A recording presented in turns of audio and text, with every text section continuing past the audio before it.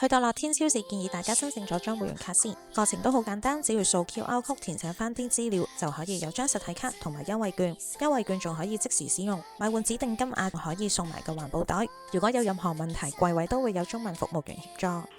Nice。樂天世界可以預先喺平台購買咗門票，就可以用 QR code 進場。我哋就冇買到快速通行，所以全程大約玩咗3至4個遊戲，係分咗2個區域，一個係探險世界，另一個就係魔幻島。探險世界就喺室內，比較適合小朋友同埋都多打卡位；而魔幻島就喺室外，啲遊戲設施就比較刺激性啲。有時間都可以乘搭單軌列車，可以喺高空上觀光室內環境一周，會見到好多唔同嘅遊戲設施。乘搭過程大約8分鐘，排隊就大約20分鐘。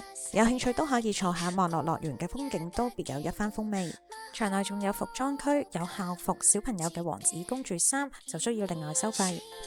食埋個午餐之後就出發魔幻島，一出到室內，遠處已經可以見到魔幻城堡，打卡一流。仲有好多高級組嘅機動遊戲，新高空千秋、旋轉千秋、雲霄飛車同埋鬼屋。因為太多人嘅關係，我哋只能夠選擇咗一個機動遊戲玩，就係跳樓機，真係太恐怖啦，2秒就降落。整體上今次樂天世界係一個唔錯嘅體驗，入場費唔係好貴，又可以玩足全日。想知道詳情嘅話就歡迎留言俾我。